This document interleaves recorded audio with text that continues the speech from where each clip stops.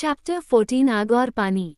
अब यदि आप बॉनो की तरह स्मोक के बारे में समाचार सुनना चाहते हैं तो आपको 2 दिन पहले की शाम को वापस जाना होगा, जब वह दरवाजा तोड़कर गुस्से में उड़ गया था।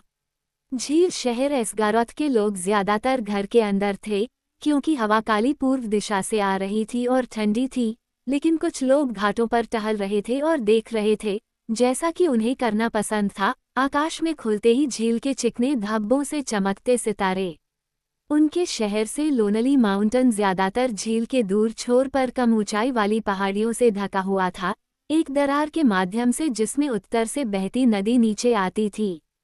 साफ मौसम में वे केवल इसकी ऊंची चोटी देख सकते थे, और वे इसे शायद ही कभी देखते थे, क्योंकि यह सुबह की रोशनी में भी अशुभ और उदास थी।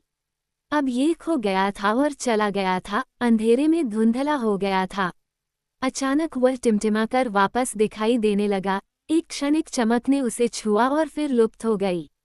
देखो, एक ने कहा, फिर से लाइटें जल रही हैं। कल रात पहरेदारों ने उन्हें आधी रात से लेकर भोर तक जलते और बुझते देखा। ऊपर कुछ हो रहा है, शायद पहाड़ के नीचे का राजा सोना गढ़ रहा है, दूसरे ने कहा। बहुत समय हो गया जब से वो उत्तर की ओर गया था। अब समय आ गया है कि गीत फिर से खुद को साबित करें। कौन सा राजा? दूसरे ने गंभीर स्वर में कहा। ऐसा लगता है कि यह ड्रैगन की लूटपाट वाली आग है, पहाड़ के नीचे एकमात्र राजा जिसे हमने कभी जाना है। तुम हमेशा ही बुरी चीजों का पूर्वाभास करते रहते हो, दूसरों ने कहा। बाढ़ से लेकर जहरीली मछली तक कुछ भी। कुछ खुशनुमा सोचो। तभी अचानक पहाड़ियों के निचले हिस्से में एक बड़ी रोशनी दिखाई दी और झील का उत्तरी छोर सुनहरा हो गया। पहाड़ के नीचे राजा, उन्होंने कहा, चिल्लाया। उसका धन सूर्य की तरह है, उसकी चांदी फव्वारे की तरह है, उसकी नदियां सुनहरी बहती हैं। नदी पहाड़ से सोना बहा रही है। वे चिल्लाए और हर जगह खिड़कियां खुल रही थीं और पैर तेजी से चल रहे थे। एक बार फिर जबरदस्त उत्साह और उमंग का माहौल था, लेकिन गंभीर आवाज वाला व्यक्ति गुरु के पास तेजी से भागा। ड्रैगन आ रहा है या मैं मूर्ख हूँ? वह चिल्लाया। पुलों को काट दो, हथियार उठाओ, हथियार उठाओ। तभी अचानक चेतावनी भरी तुरही बज उठी और चट्टानी तटों पर गूंज उठी। जयकारे बंद हो गए और खुशी खौफ में बदल गई। तो ऐसा नहीं था कि ड्रैगन ने उन्हें पूरी तरह से तैयार नहीं पाया। बहुत जल्द उसकी गति इतनी अधिक थी कि वे उसे आग की चिंगारी की तरह अपनी ओर दौड़ते हुए देख सकते थे, और वह लगातार विशाल और अधिक चमकदार होती जा रही थी। और सबसे मूर्ख व्यक्ति को भी संदेह नहीं था कि भविष्यवाणियां गलत साबित हुई हैं। फिर भी उनके पास थोड़ा समय था।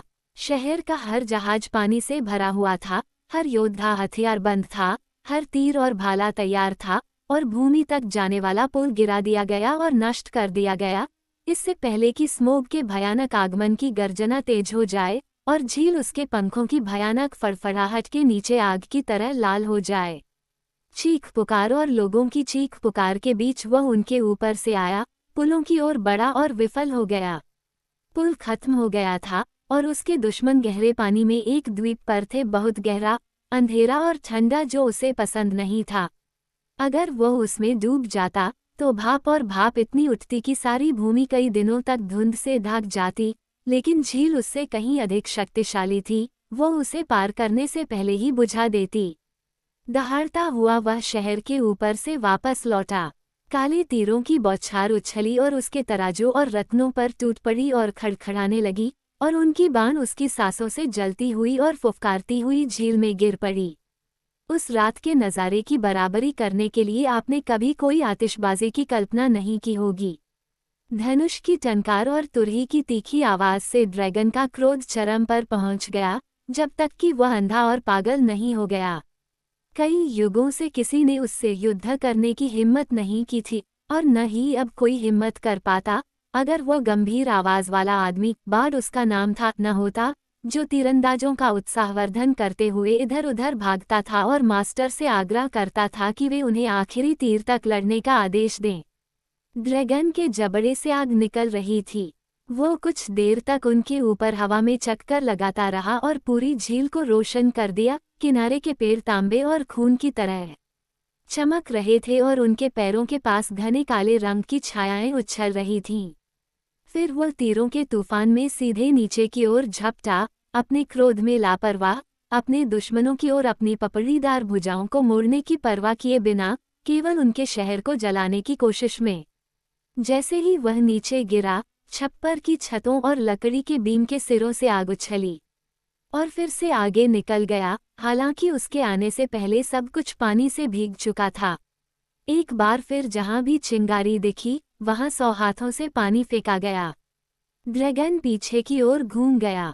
उसकी पूंछ का एक झटका और महान की छत घर टूटकर बिखर गया। रात में आग की लपटें उठती रहीं।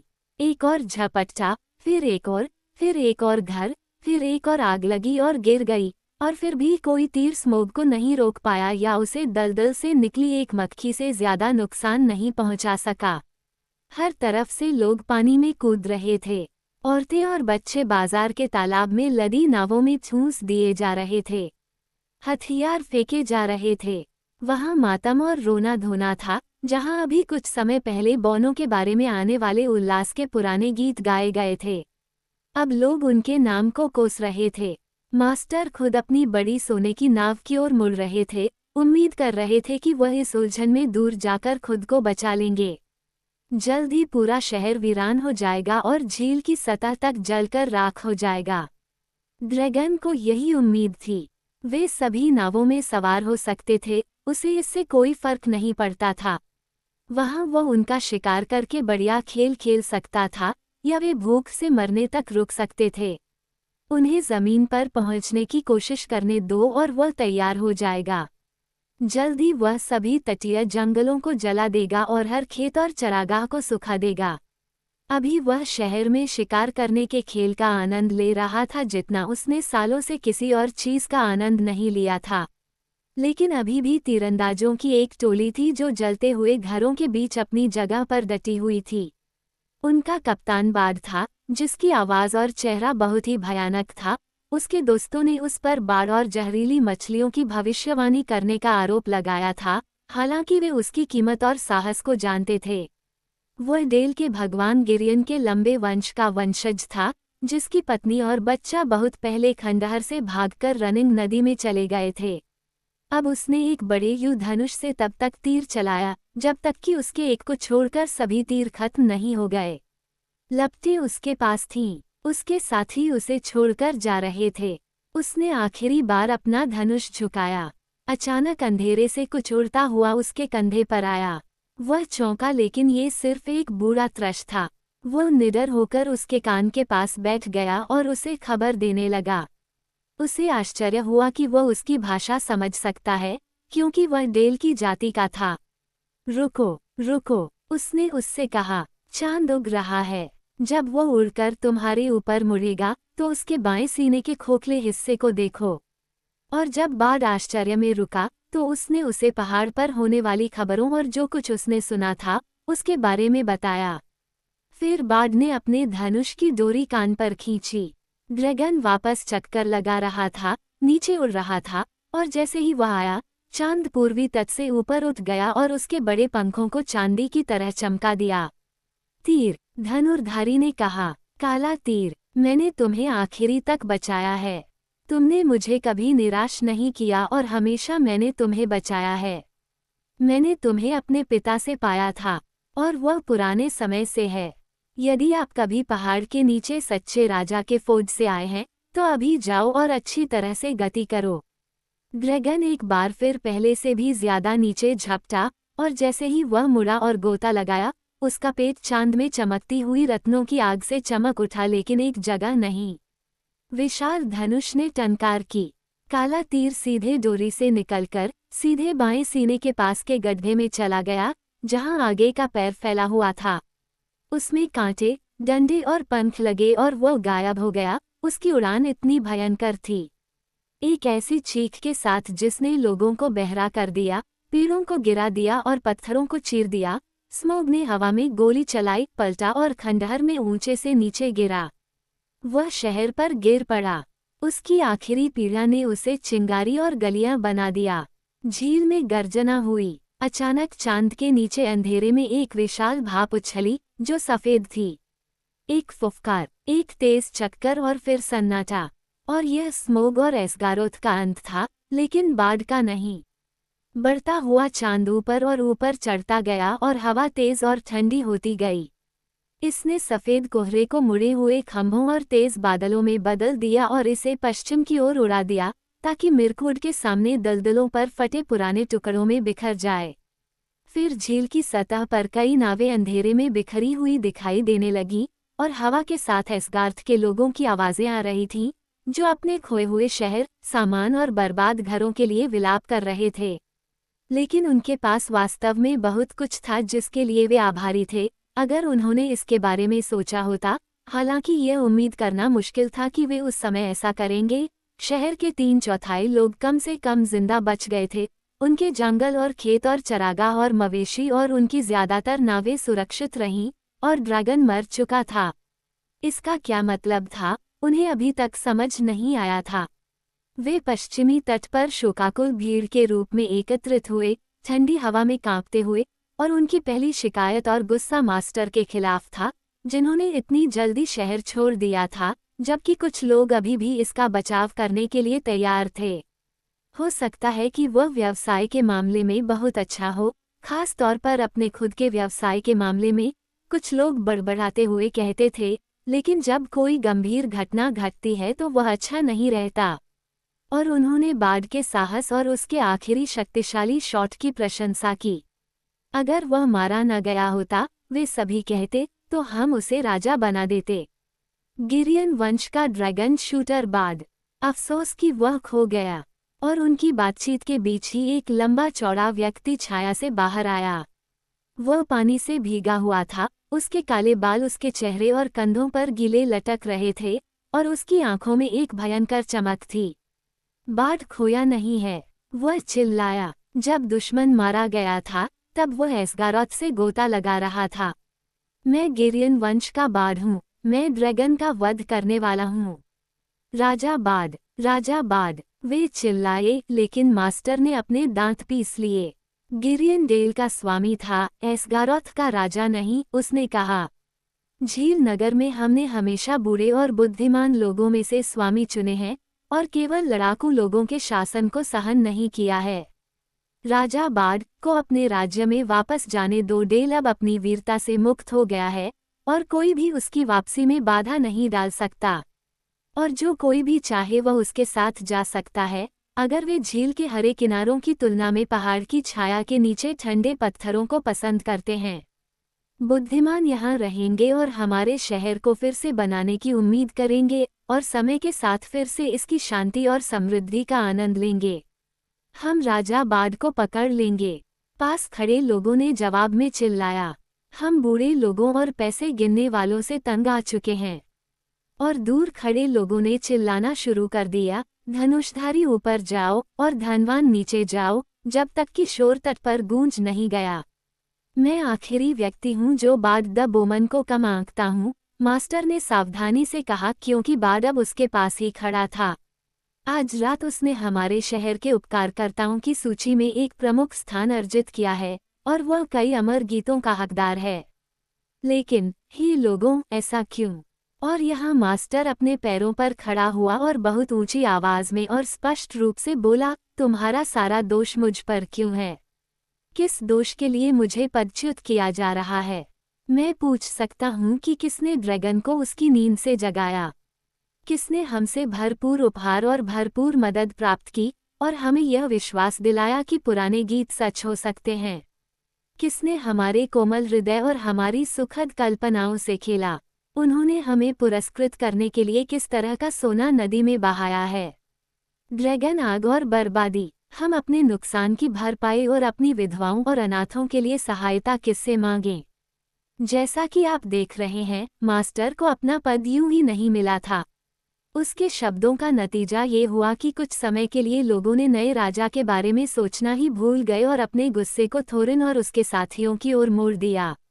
कई तरफ से जंगली और कड़वे शब्द चिल्लाए गए, और उनमें से कुछ जिन्होंने पहले पुराने गीत सबसे ऊंची आवाज में गाए थे, अब जोर से चिल्लाते हुए सुने गए कि बॉनो ने जानबूझकर उनके खिलाफ ड्रैगन को उकसाया है।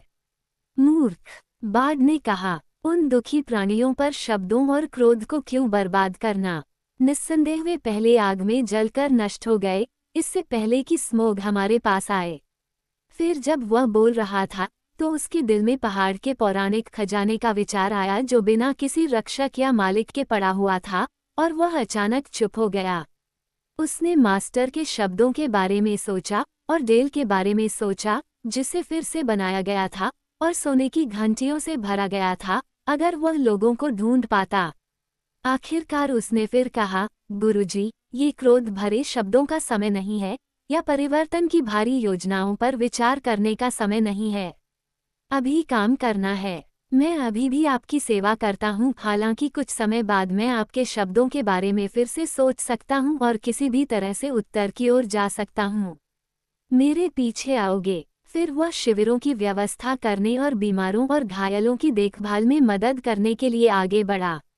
लेकिन जब वह जा रहा था तो मास्टर ने उसकी पीठ पर तंज कसा और वह जमीन पर बैठा रहा।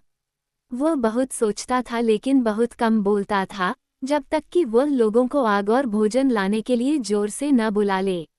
अब बार्ड जहां भी गया, उसने पाया कि लोगों के बीच उस विशाल खजाने के बारे में चर्चा आग की तरह फैल रही थी, जो अब बिना सुरक्षा के था। लोग इस बारे में बात कर रहे थे कि उन्हें इससे होने वाले नुकसान की भरपाई जल्द ही मिल जाएगी, और उनके पास इतना धन होगा कि वे दक्षिण से कीमती चीजें खरीद सकेंगे, और इससे उन्हें अपनी दुर्दशा में बहुत खुशी मिली। ये ठीक भी था, क्योंकि रात बहुत कठिन और दुखद थी। कुछ लोगों के लिए आश्रय की व्यवस्था की जा सकी। मास्टर के पास एक था, और भोजन भी बहुत कम था। मास्टर के पास भी कम था। उस रात बहुत से लोग भीगने, ठंड और दुख से बीमार हो गए और बाद में मर गए, जो शहर की बर्बादी से बिना किसी चोट के बच गए थे, और उसके बाद के दिनों में बहुत बीमारी और भयंकर भूख थी।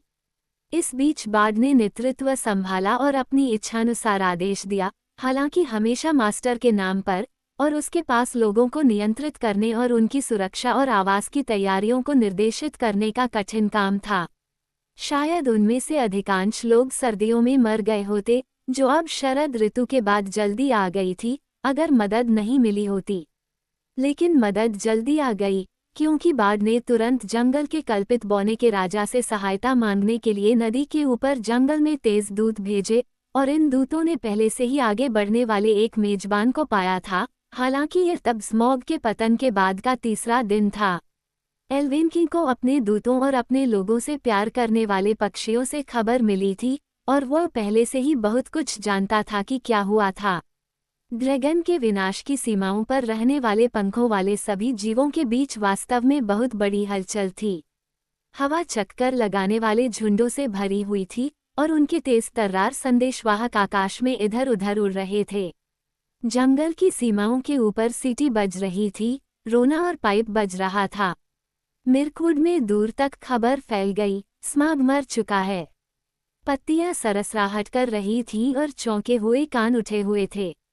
एल्विन किंग के आगे बढ़ने से पहले ही खबर पश्चिम की ओर मिस्टी पर्वत के देवदार के जंगलों तक पहुंच चुकी थी। बियोर्न ने इसे अपने लकड़ी के घर में सुना था, और भूत अपनी गुफाओं में परिषद में थे।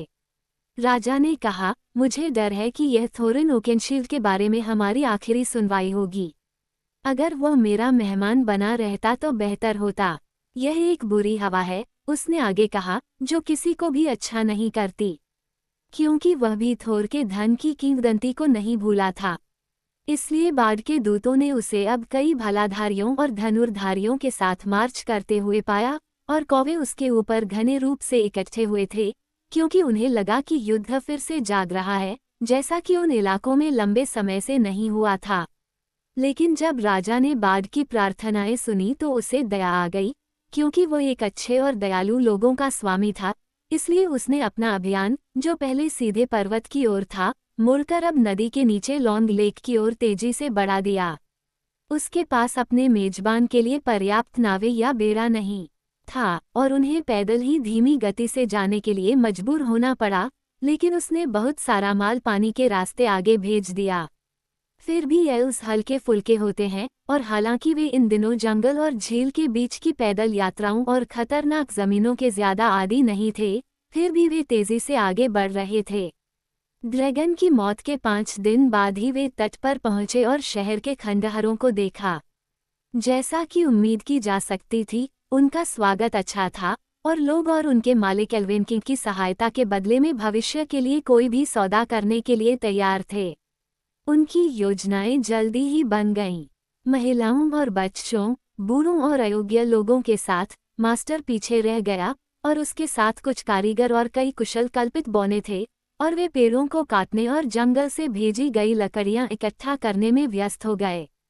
फिर उन्होंने आने वाली सर्दी के लिए तट पर कई झोपड़ियां खड़ी करनी शुरू कर दी और मास्टर के निर्देशन में उन्होंने एक नए शहर की योजना बनाना शुरू किया, जो पहले से भी अधिक सुंदर और बड़ा था, लेकिन उसी स्थान पर नहीं। वे उत्तर की ओर किनारे की ओर चले गए। उसके बाद हमेशा के लिए उन्हें उस पानी से डर लगने लगा जहां ड्रैगन लेटा था। वो फिर कभी अपने सुनहरे बिस्तर पर नहीं लौटेगा, बल्कि ठंडे पत्थर की तरह फैला हुआ था, उथले पानी के तल पर मुड़ा हुआ था। वहाँ शांत मौसम में पुराने शहर के खंडहरों के बीच सदियों तक उसकी विशाल हड्डियां देखी जा सकती थीं। लेकिन बहुत कम लोगों ने शापित स्थान को पार करने की हिम्मत की, और किसी ने भी कांपते पानी में गोता लगाने या उसके सड़ते हुए शव से गिरे कीमती पत्थरों को निकालने की हिम्मत नहीं की। लेकिन सभी हथियारबंद लोग जो अभी भी सक्षम थे, और एल्विन किंग की सेना के अधिकांश लोग पहाड़ की ओर उत्तर की ओर मार्च करने के लिए तैयार हो गए। इस तरह शहर के विनाश से 11 दिनों में उनके सेना के प्रमुख झील के अंत में चट्टानी द्वारों को पार कर उजाड़ भूमि में आ गए।